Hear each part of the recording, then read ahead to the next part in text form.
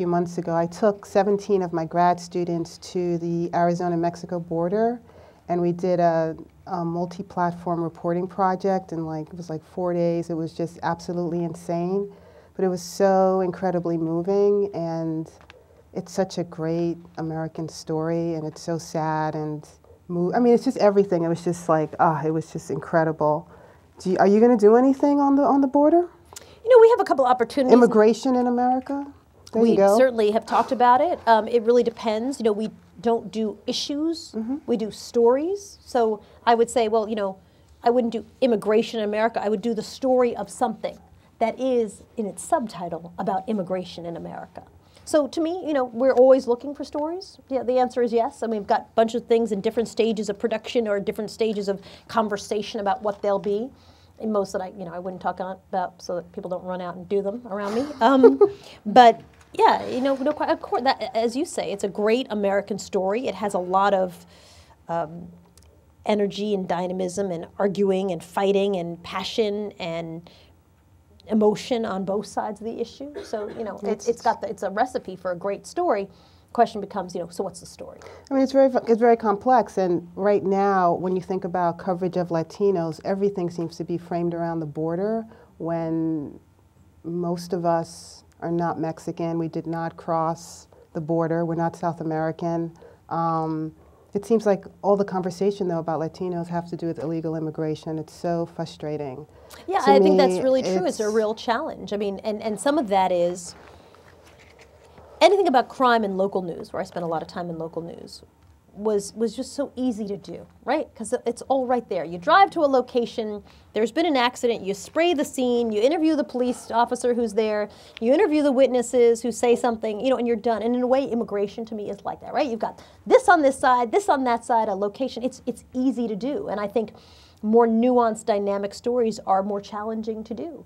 They're harder to pitch. They're harder for people to buy the pitch. So I completely agree. And I think for people like me and Rose who sit in meetings or people are pitching stories, you know, we have always long pushed back on those stories to push for other interesting stories. Every story is not an immigration story. You know, my mother's Cuban.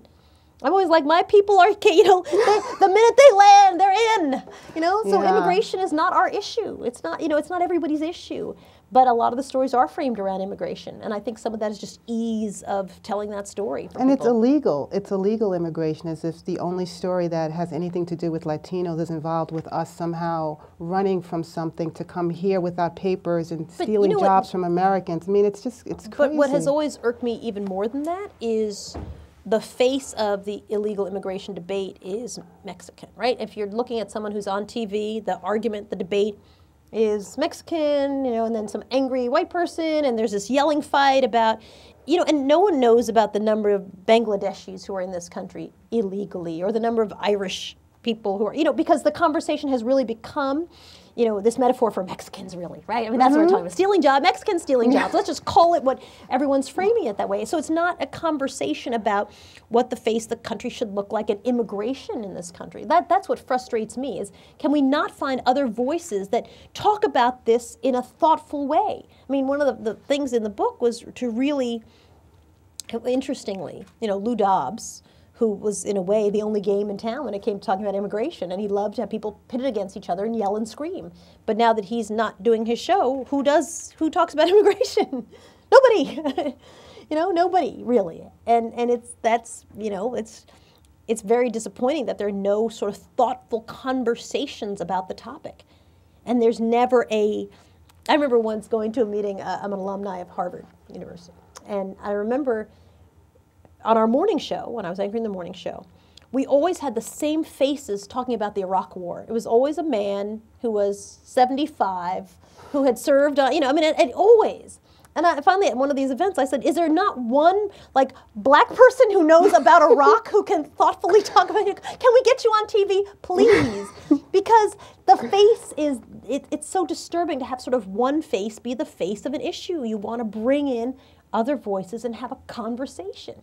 And this one woman, who's a professor at the University of Pennsylvania, well, actually, I'm a professor in, you know, Iraq studies. And, you know, to get her on TV was a very big challenge. It was really hard to break through this sense of, oh, no, the story is this. This is the face we want to see is this. that's hard. That has been, I think, really the biggest frustration for me and the biggest challenge.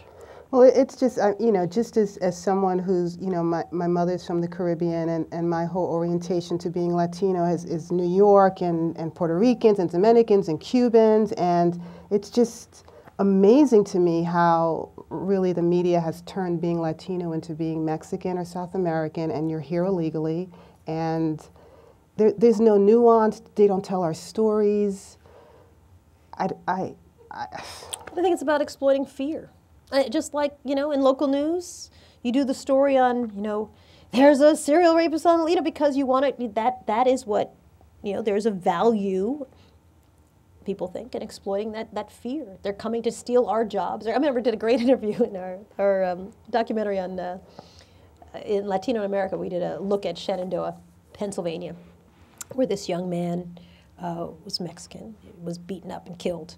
And I remember talking to this guy named Joe Miller, white guy, and I said, why are you're so rabidly anti-immigration? Why? He said, because, you know, Latinos come and they steal our jobs. I said, wow, so what job did you lose? He said, well, I didn't lose a job. I said, oh, so clearly you have a friend who lost a job. What happened to your friend? Well, I don't have a friend who lost a job. I said, well, you know, so who lost a job? This is a man who earlier that day had been hanging up pictures of the Confederate flag in front of his house. He hung up the Marine flag and the Confederate flag. And he said, the black people are losing their jobs. And I laughed out loud. Like I said, wow, the guy who's been hanging up the Confederate flag is suddenly really worried about the black folks. And his time I was like, bah! You know? And he, you know, it was just so, like, so jarring, you know, it was just this, you know, he had this sense of, you know, they're coming to steal my stuff, even though there was no proof in his life. Yeah, but where is this coming from? Like, where is this information coming from? I'm always amazed, you know, like, who told him this? Where is this coming from?